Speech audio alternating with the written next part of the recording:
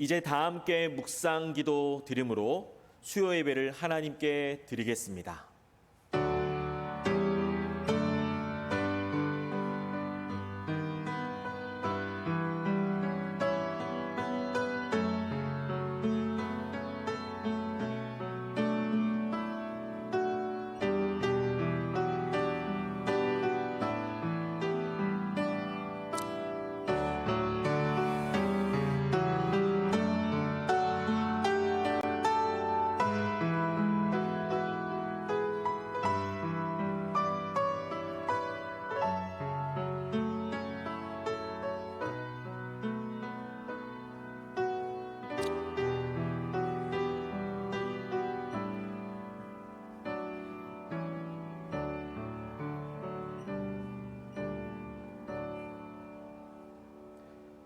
살아계신 우리 하나님 아버지, 오늘도 우리가 성령 안에서 한 곳에 모여서 예배를 드리지는 못하고 각 가정에서 드리지만 동일한 성령께서 우리와 함께 하셔서 오늘도 우리가 드려지는 귀한 예배를 통해 하나님의 영광을 체험하고 하나님의 은혜를 체험하는 귀한 시간이 될 수 있도록 인도하여 주시옵소서.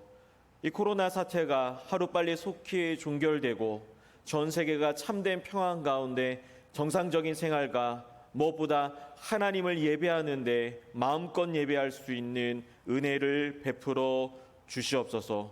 오늘도 주님께서 우리에게 주실 말씀을 기억하며 살아계신 예수님의 이름으로 기도합니다.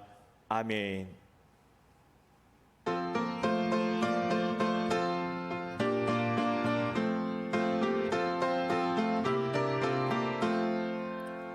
내 진정 사모하는 친구가 되시는 구주 예수님은 아름다워라. 산 밑에 백합하여 빛나는 새벽별 주님 영원할게 주옵도다. 내 맘이 아플 적에 큰 위로 되시며 나 외로울 때 좋은 친구라. 주는 저 산 밑에 백합 빛나는 새벽별 이 땅 위에 비길 곳이 없도다. 내 맘의 모든 염려 이 세상 고락도 주님 항상 같이 하여 주시고 시험을 당할 때에 악마의 계교를 즉시 물리치사 나를 지키네. 온 세상 날 버려도 주 예수 안 버려 끝까지 나를 돌아보시네. 주는 저 산 밑에 백합 빛나는 새벽별 이 땅 위에 비길 곳이 없도다. 내 맘을 다하여서 주님을 따르며 길이 길이 나를 사랑하리니. 물불이 두렵지 않고 장검도 겁없네. 주는 높은 산속 내 방패시라. 내 영혼 먹이시는 그 은혜 누리고 나 친히 주를 뵙기 원하네. 주는 저 산 밑에 백합 빛나는 새벽별 이 땅 위에 비길 곳이 없도다.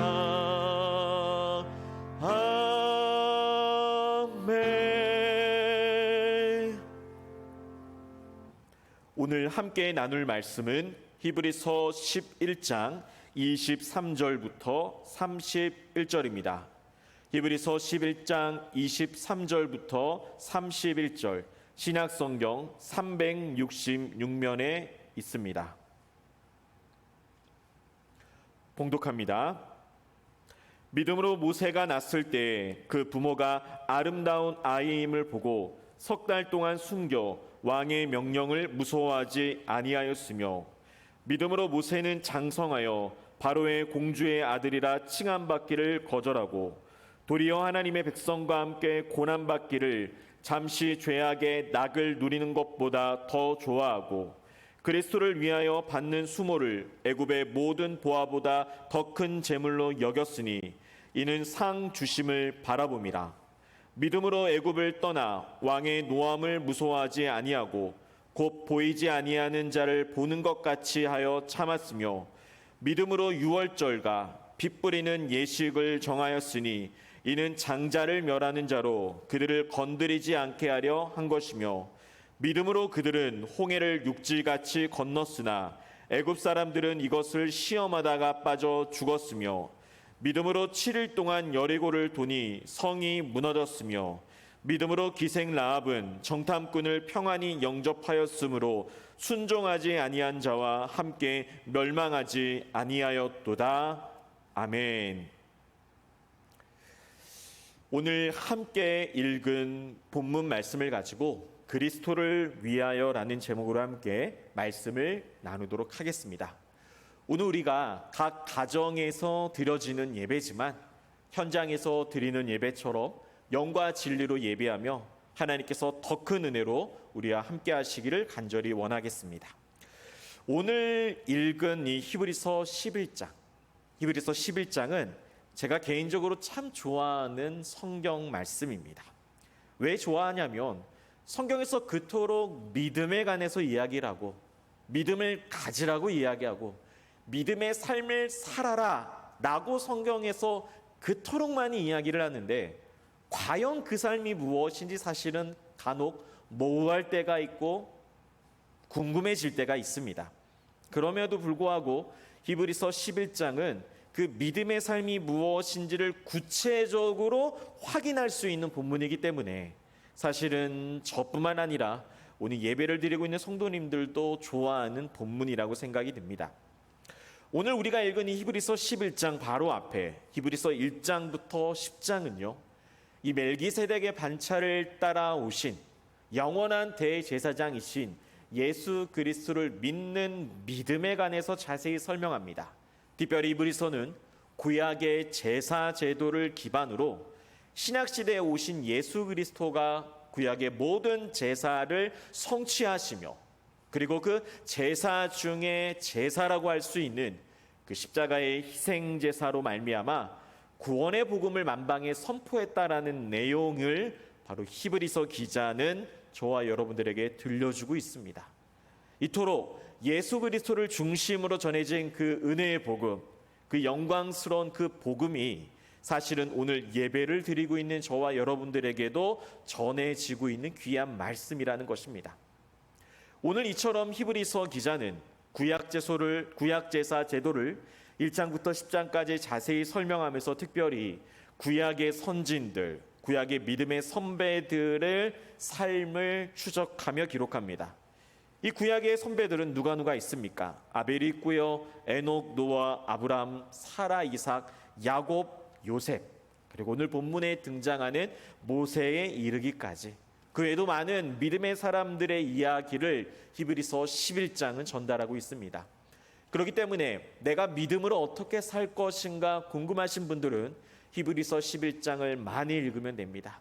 히브리서 11장 안에 녹아져 있는 그 예수 그리스도를 중심으로 하는 그 놀라운 믿음으로 우리가 이 땅을 살아가면 되는 거죠. 오늘 본문에 등장한 그 모세의 이야기가 오늘 본문 23절부터 시작되는데요. 제가 한번 읽어봅니다. 믿음으로 모세가 낳았을 때에 그 부모가 아름다운 아이임을 보고 석 달 동안 숨겨 왕의 명령을 무서워하지 아니하였다라고 말씀하고 있습니다. 모세가 태어난 장면입니다. 여러분들 모세가 태어난 장면은 출애굽기 1장에 보면 기록되어 있죠. 아브라함, 이삭, 야곱, 요셉으로 하나님의 그 믿음의 족장들을 통해 하나님의 놀라운 언약이 그 위에 후손들에게 성취되는 장면, 그리고 요셉에 이르러서 애굽 땅에 정착하여서 하나님께서 은혜를 베풀어 주셔서 이스라엘 백성들이 생육하고 번성하여 온 땅에 가득한 때가 바로 이 모세가 태어날 때라는 겁니다. 그러니까 모세가 태어날 때는 구약 성경, 즉 아브라함을 부르신 하나님께서 은혜를 주시고 은혜를 주시고 은혜를 주시고 은혜를 주셔서 출애굽기 1장이 기록되어 있습니다. 그런데 이때 한 가지 반전이 좀 일어납니다. 반전이라기보다는 좀 안 좋은 일이 등장하죠. 출애굽기 1장에 보면 요셉을 알지 못하는 새 왕이 일어났다라고 이야기합니다. 즉 하나님을 모르는 애굽 왕이 세워진 거죠. 요셉이 있을 때까지만 해도 요셉을 통하여서 어렴풋이 하나님에 관한 이야기를 들었겠지만 시간이 흐르고 여러 가지 사건들을 겪으면서 이제는 그 왕이 바뀌면서 이제는 하나님을 모르는 애굽 왕, 즉 바로가 세워졌습니다. 그런데 이제 바로가 딱 보니까 이스라엘 백성들이 점점점 강력해지는 거예요. 숫자도 많아지고 쟤네들이 좀 뭔가 있으면 무엇인가 일을 낼 것 같은 그런 느낌을 받았던 것 같습니다. 그래서 요셉을 알지 못하는 새 왕인 이 바로는요, 이스라엘 백성들을 괴롭히기 시작했습니다. 자신들의 국고성을 짓는데 이스라엘 백성들을 노예로 부려먹기 시작을 했어요. 힘들게 일을 부과하기 시작했습니다. 이스라엘 백성들은 고통받기 시작했고 힘든 가운데 어려운 가운데 처해 있습니다. 더 어렵게 한 게 무엇이냐면 이스라엘 백성들의 숫자가 너무나 많이 늘어나니까 그러면 아들을 태어나면 다 죽여버려야지 하면서 산하 정책까지 펼쳤죠. 그러니까 바로가 보았을 때도 이스라엘 백성들이 너무나 굉장히 괜찮아진 거예요. 하나님의 은혜를 통해 아브라함을 통해 주신 천하 만민이 복을 받는 그 놀라운 복을 보니까 바로가 이스라엘 백성들을 괴롭히기 시작합니다. 이럴 때 바로 모세가 태어납니다. 그러니까 모세가 태어날 때는 상황도 좋지 않고 답이 보이지도 않고 어찌할 바를 모르는 숨막히는 상황입니다. 모세의 부모들도 아들을 낳았는데 얼마나 불안했겠습니까? 내가 낳은 아들이 이제 죽겠구나라고 생각을 했을 거예요. 그런데 오늘 본문 23절은요. 그 모세의 부모의 믿음에 관해서 이야기를 합니다. 믿음으로 모세가 낳았을 때에 그 부모가 아름다운 아이임을 보고 석 달 동안 숨겨 왕의 명령을 무서워하지 아니하였다라는 것입니다. 여러분들 여기서 모세의 부모는요, 믿음이 있는 사람답게 삶의 결정을 내리기 시작했다라는 거예요. 눈에 보이는 바로 왕을 두려워하지 않는 것입니다. 눈으로 봤을 때는 너무나 무서워요. 왜? 내 아들 죽이려고 하기 때문에.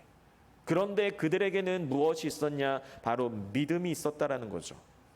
여러분들 모세의 부모의 믿음은요, 정말 두려워할 자가 누군지를 정확히 알고 있었던 것입니다. 그러니까 여러분들 우리가 세상을 살아갑니다.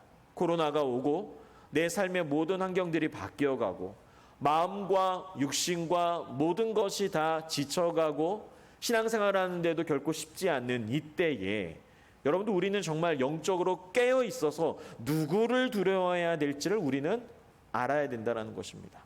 눈에 보이는 코로나가 아니에요. 눈에 보이는 거대한 세력들이 아닙니다.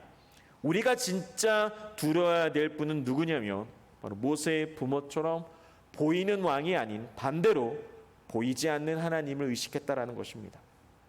여러분들 이러한 모세의 부모의 믿음은요, 예수님께서 하신 말씀과 매우 정확하게 흡사합니다. 마태복음 10장 28절인데요. 우리 각 가정에서도 함께 한 목소리로 읽어보겠습니다. 몸은 죽여도 영혼은 능히 죽이지 못하는 자들을 두려워하지 말고 오직 몸과 영혼을 능히 지옥에 멸하실 수 있는 이를 두려워하라. 예수님께서 무엇이라 말씀하냐면 진짜 두려워할 자를 두려워하라는 거예요. 그러니까 우리가 이 땅을 살아가면서 우리 앞에 있는 것들, 내가 이 문제 해결할 수 있을까?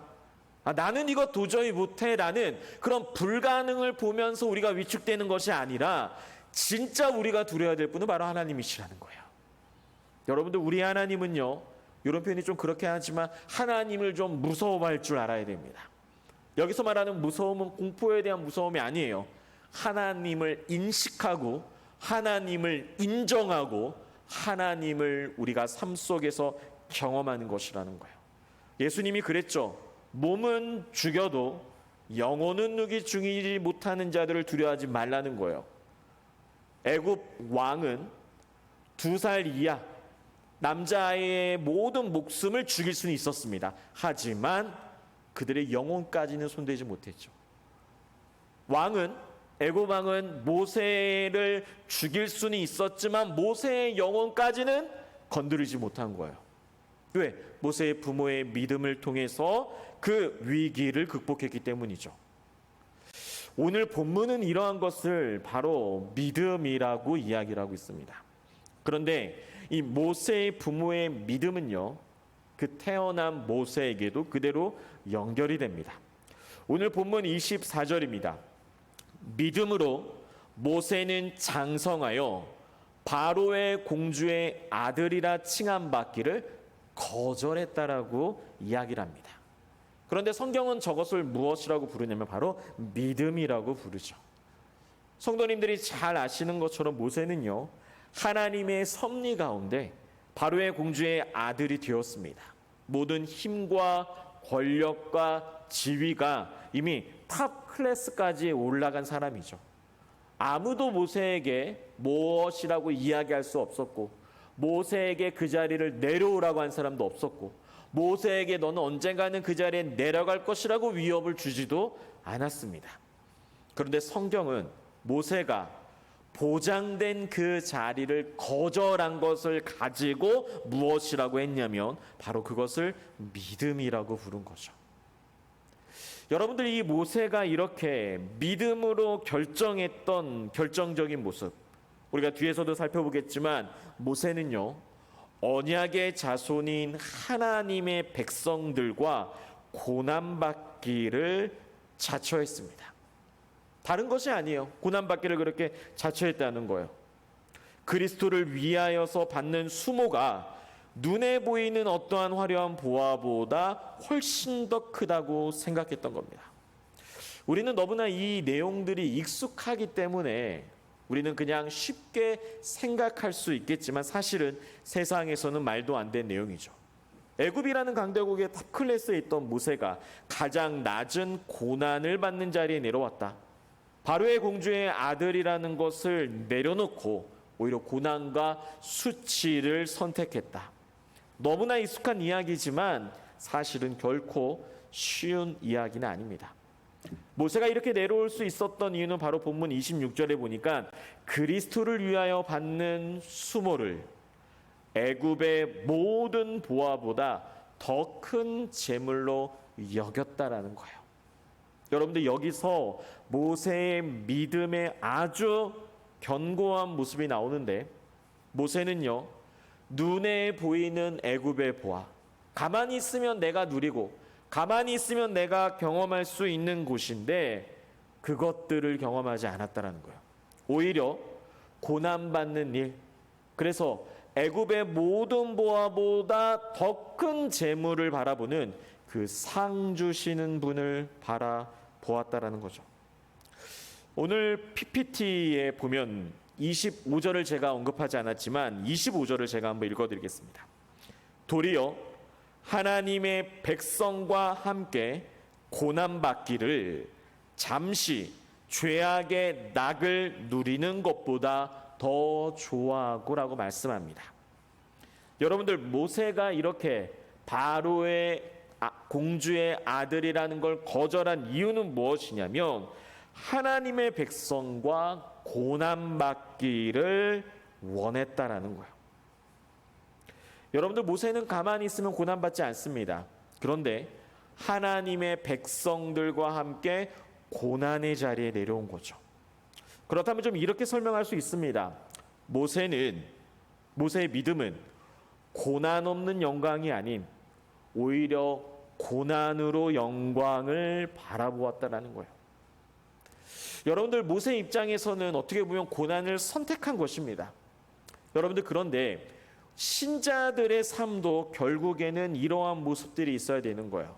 우리 역시도 애굽의 보화를 바라보는 것이 아니라 보화를 내려놓고 그리스도가 있는 참 생명의 자리로 내려오셔야 된다는 거예요. 오늘 저는 이 내용을 이야기 드리면서 우리 성도님들에게 가지고 있는 모든 것을 다 내려놓으라는 게 아닙니다. 여러분들, 우리가 살아가면서 과연 우리가 그리스도를 위하여 고난을 선택하는 그 믿음의 길이 있냐라는 거예요. 믿음의 길이. 똑같은 교회의 성도들이 있습니다. 코로나를 만났습니다. 내 인생에 풀어야 될 숙제들이 있습니다. 해결해야 될 문제들이 있습니다. 그때 우리가 과연 내가 그리스도를 위하여 할 수 있는 일이 무엇일까라고 우리들이 고민을 해야 된다는 거예요. 여러분들, 그런데 모세의 저런 모습은 우리가 믿는 예수님이 먼저 저와 여러분들에게 베풀어 주시는 은총이라는 걸 기억하셔야 됩니다. 예수님이 먼저 우리들에게 베풀어 주신 은총이에요. 여러분, 한번 생각해 볼까요? 모세가 애굽의 모든 보화를 누릴 수 있는 자리에서 내려온 것처럼 예수님도 하늘의 모든 영광과 존귀와 영광을 내려놓고 사람의 몸으로 이 땅에 오셨다라는 거예요. 모세가 하나님의 백성들과 함께 고난받기 위하여 자리에 내려온 것처럼 예수님도 저와 여러분들을 위하여 십자가의 길을 피하지 않았다는 거죠. 그걸 우리들이 잘 확인할 수 있는 구절이 빌립보서 2장입니다. 여러분들, 빌립보서 2장에 보면 우리가 믿는 예수 그리스도가 하나님이시지만 하나님과 동등됨을 취하지 아니하시고 이 땅 가운데, 시간 가운데 저와 여러분들이 살고 있는 곳으로 밀려 들어오셨습니다. 그때 예수님께서 어떠한 모습이냐면 바로 빌립보서 2장 7절 8절이죠. 함께 읽어볼까요? 오히려 자기를 비워 종의 형체를 가지사 사람들과 같이 되셨고 사람의 모양으로 나타나사 자기를 낮추시고 죽게까지 복종하셨으니 곧 십자가에 죽으심이라. 여러분들, 빌립보서 2장 7절 8절을 보면 오늘 본문에 등장한 모세와 거의 흡사합니다. 마치 미리 모세가 앞으로 이 땅 가운데 오실 구원자 예수 그리스도의 모습을 미리 보여준 것 같아요. 그래서 이브리서 기자는 봐라, 신약을 살아가는 성도들이여, 구약에서도 이미 예수 그리스도를 닮아가는 사람이 있었으니 그가 바로 모세다. 왜? 모세 역시도 고난받는 자리에서 자기를 비워 하나님의 백성들과 함께 고난받기를 자처했습니다. 그리고 모세는 생명을 바쳐서 이스라엘 백성들을 이끌어간 하나님의 사람이었죠. 예수님도 마찬가지예요.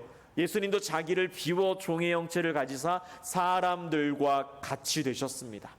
심지어는 사람의 모양으로 나타나셨고요. 모세처럼 자기를 낮추시고 죽기까지 복종하셨으니 바로 가장 위대한 희생제사인 십자가의 죽으심까지 보여주셨습니다. 여러분들, 예수님은 모든 것이 가능한 분이십니다. 그리고 예수님은요, 천지 창조를 하신 분이십니다. 예수님은 하나님의 아들이세요. 온 세상의 통치자이십니다. 그런데 그분이 내려오셨다라는 거예요. 내려오시지 않으셔도 되는데 내려오셨다라는 겁니다. 여러분들, 여기에 바로 우리들의 복음을 믿는 참된 맛이 있는 거예요. 우리는 우리의 힘으로 영원한 저천국에 올라갈 수 없어요. 그분이 내려오셔서 그분이 문제를 해결하셔야지만 우리가 그분으로 인하여서 영원한 천국에 들어갈 수 있는 거죠. 그런데 그분은 택하신 자녀들을 살리기 위하여 참혹한 십자가의 고통을 친히 견디어내신 분입니다. 또한 절대로 구원받을 수 없는 연약한 사람들을 한 명씩 불러주셨어요. 부르고 불러서 그들에게 책임져 주시고 그들과 함께 하시고 하늘의 신령한 복과 은혜를 무한대로 보내주셨다는 것입니다. 여러분들, 그러므로 우리는 모세의 삶을 히브리서 텍스트로 읽지만 누구를 떠올려야 됩니까? 예수 그리스도를 떠올리는 거예요. 우리는 모세를 읽어내지만 모세보다 더 뛰어나신 예수 그리스도를 믿는 것입니다. 왜? 구약의 백성들도 앞으로 오실 그리스도를 위하여 살아갔기 때문이죠. 모세도 그리스도를 위하여 살아갔다라는 거예요. 그러니까 사실은 성경 전체는 하나님의 언약 백성 안에 있는 모든 주님의 백성들과 신자들과 성도들은 이 땅에서 어떠한 마음을 가지고 살아가냐면 내가 그리스도를 위하여 어떻게 살아갈 것인가? 애굽의 보화를 끝까지 손에 쥐고 있을까? 여러분들 혹시 오늘 예배드리고 있는 저와 여러분들에게 애굽의 보화를 끝까지 잡고 계시지는 않습니까? 그렇다고 여러분들이 가지고 있는 모든 재산적인 부분, 물질적인 부분이 잘못됐다는 게 아닙니다. 그것으로 인해서 그리스도가 밀려나면 안 된다는 거예요. 우리가 가진 것 때문에 그리스도의 자리가 점점점 줄어들면 안 된다는 겁니다. 내 힘으로 이 땅 가운데 애굽의 보화를 가지고 내가 노력해서 문제를 해결하고 그러기 때문에 점점 내 자리가 늘어나니까 예수님의 자리가 좁아지는 거예요. 예수님의 자리가 좁아지면 좁아질수록 나의 삶은 더욱더 피폐해지기 시작합니다. 여러분들 코로나 때 가장 힘든 게 무엇입니까? 경제적인 게 힘듭니다. 관계적인 게 힘들어요. 심리적인 게 힘듭니다. 그런데 혹시 신앙적인 게 가장 힘들지 않습니까? 영인 우리들이 영이신 하나님과 교제해야 되는데 그것을 공급받지 못하는 거예요. 많은 부분들이 차단된 거예요. 그렇다면 저와 여러분들이 이제 어떻게 해야 됩니까? 이번 주부터 시작된 4단계 개인 시간이 더 많아진 이때에 주님이 기록된 말씀에 더욱더 진념하시고 더욱더 그 말씀을 풍성히 읽어내시고 그리고 정말 내가 애굽의 보화를 찾고 있진 않나. 고난받는 자리, 예수님이 여러분들 넓은 길로 오라고 했습니까? 좁은 길로 오라고 하셨습니다. 사람들이 많이 찾는 곳을 가라고 했습니까? 사람들이 많이 찾지 않는 곳으로 온다는 거예요. 어떻게 보면 믿음의 길은 굉장히 외롭고 홀로 가는 길입니다. 그런데 그곳에 생명이 있고 그리스도가 있다라는 거예요. 코로나 4단계가 발생이 되고 우리에게 개인적인 시간이 있을 때 우리의 힘든 마음, 우리의 경제적인 힘든 마음, 이런 모든 것들을 극복해내려면 우리 안에 그리스도의 자리가 더욱더 풍성해 거해야 될 줄 믿습니다. 그러므로 저와 여러분들이 오늘 각 가정에서 예배를 드리고 있지만 우리 안에 크신 예수 그리스도를 붙들고 살아가는 저와 여러분들이 되기를 간절히 원합니다.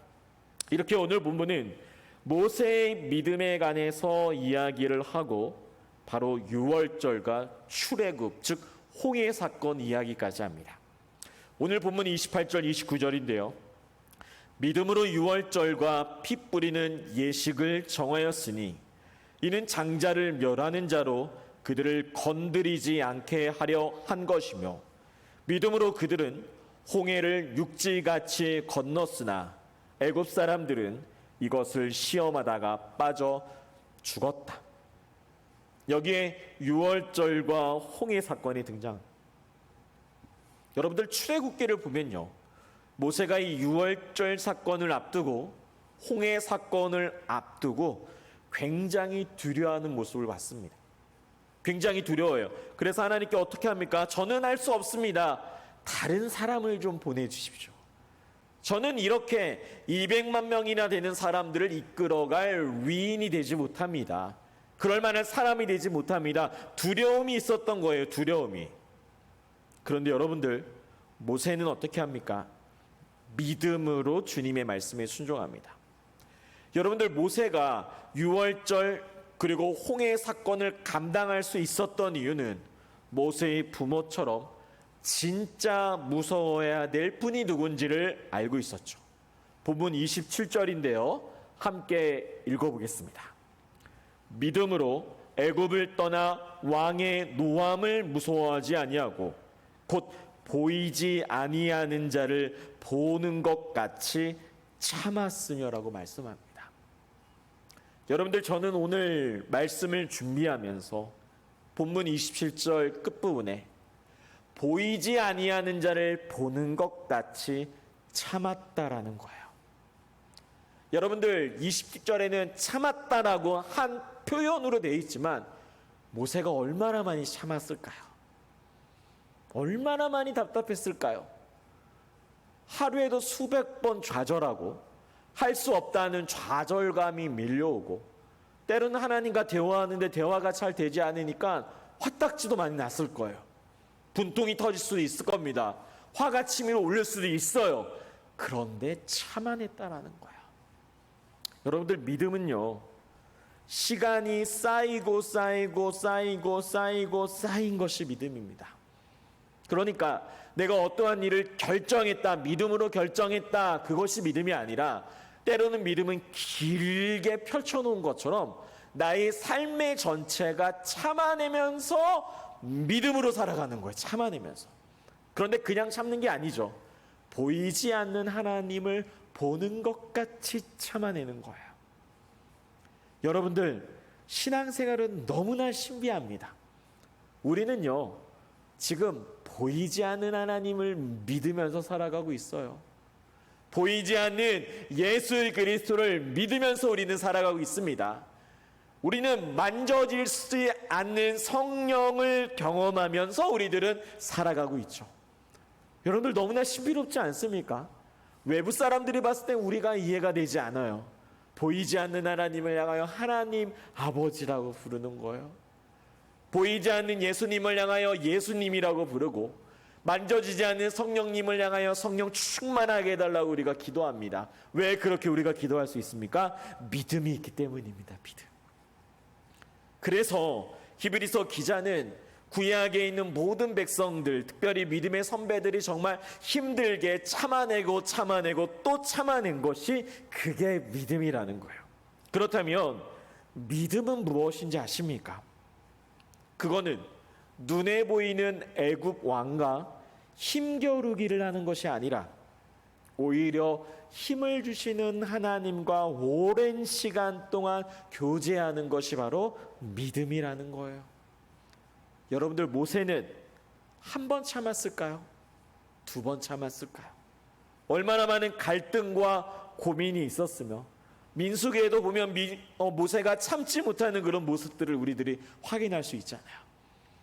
참지 못하는데 참는 겁니다. 그게 바로 오늘 본문에서 믿음이라고 하는 거예요. 그런데 그 참아낼 수 있는 이유가 보이지 않는 하나님을 보는 것 같이 참는 거라는 거예요. 그러니까 하나님이 보이지 않아요. 그런데 우리는 하나님을 보면서 참는 거죠. 예수님이 우리는 직접 눈으로 보이지 않아요. 그런데 우리는 보이지 않는 예수님을 보는 것처럼 우리는 예수님을 믿는 거죠. 우리 안에 성령을 우리들이 만질 수 없어요. 그런데 우리는 성령이 보이는 것처럼 성령의 인도하심을 우리는 구하죠. 여러분들, 이처럼 모세는 유월절 사건, 홍해 사건 역시 굉장히 두려워하는 두려움이 있지만 그것을 믿음으로 극복했습니다. 오늘 본문 뒷부분에 보면 여리고성도 마찬가지입니다. 이스라엘 백성들이 가나안 사람들을 보고 두려워했어요. 그런데 여러분들, 여리고성이 언제 넘어졌습니까? 가나안 사람들을 본 것 때가 아닌 하나님의 말씀에 순종하는 믿음으로 나아갈 때 여리고성이 무너졌습니다. 그리고 오늘 본문에 등장한 기생 라합도 마찬가지입니다. 기생 라합의 스토리는 여호수아 2장 11절을 한번 보겠습니다. 여호수아서 2장 11절에 보면, 우리가 듣자 곧 마음이 녹았고 너희로 말미암아 사람이 정신을 잃었나니 너희의 하나님 여호와는 위로는 하늘에서도 아래로는 땅에서도 하나님이라. 여러분들, 기생 라합은요, 보이지 않는 하나님을 보고 있습니다. 보이지 않는 예수 그리스도를 보고 있는 거예요. 만져지지 않는 성령 하나님을, 성령의 임재하심을 통해 경험하고 있는 거죠. 라합이 언제 하나님을 보았습니까? 라합이 언제 하나님을 만났습니까? 그런데 라합이 뭐라고 그럽니까? 여호와는 위로는 하늘에서도 아래는 땅에서도 하나님이라는 거예요. 그것을 오늘 본문 31절은 믿음으로 기생 라합은 그렇게 시작을 합니다. 그러니까 이미 라합 가운데 하나님이 보이지 않아요. 그런데 하나님을 본다라는 거예요. 그러면 저와 여러분들은 이제 이렇게 고백할 수 있습니다. 나는 하나님을 봅니다. 조금 더 정확히 이야기하면 나는 믿음으로 하나님을 보며 살고 있습니다. 주 안에 사랑하는 성도님들, 저는 오늘 본문 말씀을 통해 두 가지 적용을 하면서 설교를 마치려 합니다. 첫 번째입니다. 믿음을 소유한 내가 그리스도를 위하여 어떻게 살 것인가 고민하시기 바랍니다. 여러분들 신앙생활은 간단하지 않아요. 많은 경우의 수와 다양한 환경들이 끊이지 않습니다. 그렇기 때문에 영적으로 깨어있지 않으면 우리는 금방 넘어져요. 그럴 때 우리들이 던질 수 있는 고민이 무엇이냐면 내가 그리스도를 위하여 어떻게 살지? 내가 그리스도를 위하여 돈을 어떻게 벌까? 내가 그리스도를 위하여 돈을 어떻게 쓸까? 내가 그리스도를 위하여 자녀를 어떻게 양육할까라는 고민이 있으셔야 돼요. 여러분들, 저는 성림교회 중등부 학생들에게 많이 고민하라고 이야기를 자주 종종 합니다. 여러분들, 신앙은 고민해야 돼요. 고민해서 내가 맞닥뜨려야 되고, 그것이 언젠가는 성령께서 깨닫게 해주시는 그 복음의 문이 열릴 때 우리는 그리스도를 직접 볼 수가 있습니다. 그러므로 이 코로나 시기에 얼마나 고민하기 좋은 시기입니까? 내가 믿는 그리스도. 그런데 내가 그리스도를 믿으면서 과연 어떻게 살아갈까? 직장에서도, 대중교통을 타고 다닐 때도, 교회에서 함께 신앙생활할 때도 내가 그리스도를 위하여 어떻게 사는 것일까? 모세는 애굽의 수많은 보화를 거절하면서까지 내려왔다라는데 나는 너무나 손에 많이 짊어지고 세상 것을 꽉 잡고 있진 않나 우리들이 고민해 봐야 된다는 거예요. 여러분들, 우리가 이렇게 고민을 하면서 살아가야 됩니다. 그리스도를 위하여 어떻게 살아갈 것인가? 그리고 두 번째, 믿음을 소유한 내가 그리스도를 위하여 어떻게 복음을 전할까 고민하라는 겁니다. 여러분들, 우리 주변에는 아직도 너무나 많은 사람들이 복음을 듣지 못했습니다. 그런데 복음을 듣지 못한 사람들이 우리의 가족이에요. 우리의 자녀들이에요. 내가 너무나 사랑하는 사람들입니다. 그러면 문제가 좀 달라지지 않을까요? 아예 모르는 사람에게도 우리가 복음을 전하는데 우리가 너무나 잘 알고 있는 가족들에게 아직까지도 우리가 믿는 예수님을 단 1분이라도 소개하지 못했거나, 이 힘든 코로나 시기에 내가 정말 가정에서 하나님의 말씀을 읽고 묵상하면서 그것들을 가족들에게 나누어 본 경험은 혹시 있으십니까? 여러분들, 우리가 정말 믿음이 있다면 우리가 너무나 사랑하는 사람들이 지금 코로나 시기에 너무나 힘들게 살아갑니다. 몸과 마음이 공허하고 두려움과 답답함에 사로잡혀서 자유가 없는 삶을 살아가고 있습니다. 그럴 때 우리들이 할 수 있는 건 뭐냐면 바로 이 성경에 기록된 그리스도를 전하는 일입니다. 여러분들, 오늘 저는 설교 제목을 그리스도를 위하여라고 여러분들께 나누었습니다. 여러분들, 우리가 그리스도를 위하여 할 수 있는 일이 무엇이겠습니까? 그리고 그리스도를 위하여 어떻게 우리는 살아가야 될까요? 이제 말씀을 좀 정리해 보겠습니다. 오늘 본문의 히브리서 11장의 믿음의 사람들은 하나님을 두려워했기에 어떻게 해서든지 그리스도를 위하여 어떻게 살아갈 것인가 고민하다가 믿음의 삶을 살아간 신앙의 선배들을 기록하고 있습니다.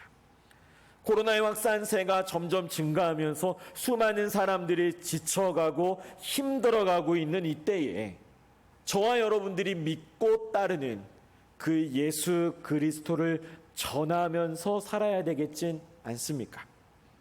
여러분들, 우리가 믿는 그리스도를 위하여 살아가시고 그리고 그 그리스도를 위하여 복음을 전하는 저와 여러분들이 되기를 바랍니다. 오늘 기도 제목 두 가지를 함께 나누고 우리가 마무리 기도할 텐데 적용점 기도를 가지고 함께 기도하겠습니다. 첫 번째 기도 제목입니다. 내가 그리스도를 위하여 어떻게 살아갈 것인가입니다. 여러분들, 오늘 제가 구체적인 제안을 하지 않았지만 여러분들이 다 알고 계십니다. 돈을 벌 때도, 돈을 쓸 때도, 자녀를 양육할 때도 우리는 과연 그리스도를 위하여 어떻게 해야 될까 고민하셔야 됩니다. 그리고 그 고민에서 그치지 마시고 그 내가 고민한 그리스도를 여러분들이 전하시길 바랍니다. 우리 적용점 1, 2가 오늘 기도 제목입니다.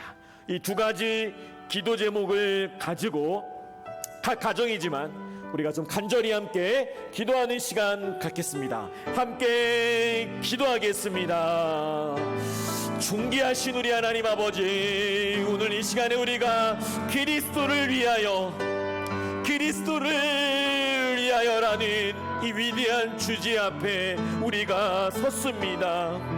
주님께 받은 사랑이 너무나 많은데 내가 주님을 향하여 얼마만큼 애통하며 가슴치며 내가 그 그리스도를 전하며 살았겠습니까? 주여, 내가 아직도 애굽의 수많은 보물을 가지고 내가 세상의 수많은 것을 부여잡고 살고 있진 않습니까?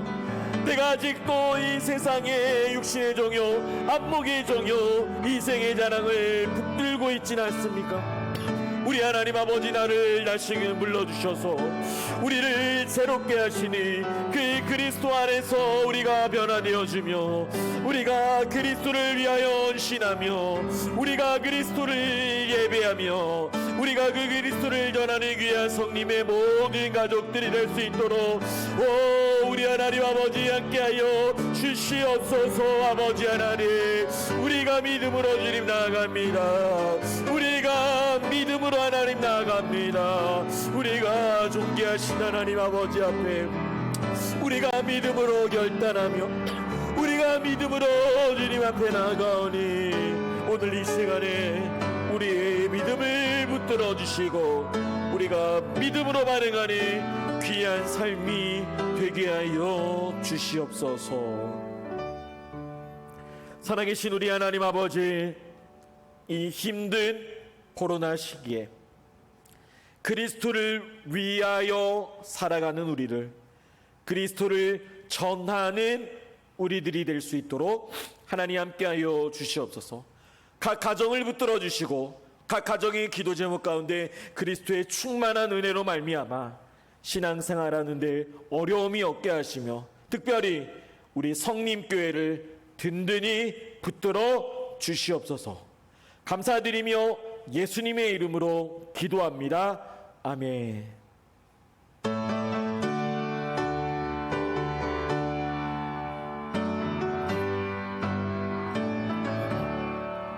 예수를 나의 구주 삼고 성령과 피로써 거듭나니 이 세상에서 내 영혼이 하늘의 영광 누리도다. 이것이 나의 간증이요, 이것이 나의 찬송일세. 나 사는 동안 끊임없이 구주를 찬송하리로다. 온전히 주께 맡긴 내요, 사랑의 음성을 듣는 중에 천사들 왕래하는 것과 하늘의 영광 보리로다. 이것이 나의 간증이요, 이것이 나의 찬송일세. 나 사는 동안 끊임없이 구주를 찬송하리로다.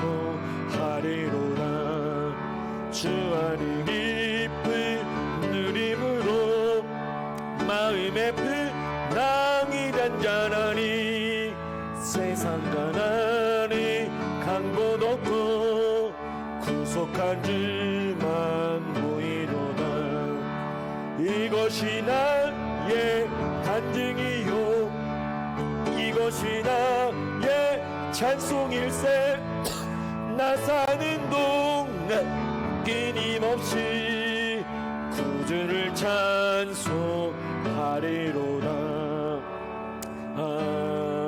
아멘. 지금은 우리를 구원하신 예수 그리스도의 은혜와 아버지 하나님의 크신 사랑과 성령의 위로 교통 충만하심이 그리스도를 위하여 그리고 그리스도를 전하기로 나지만 우리 성도님들과 가정 위에 지금으로부터 영원토록 함께 있을지어다. 아멘.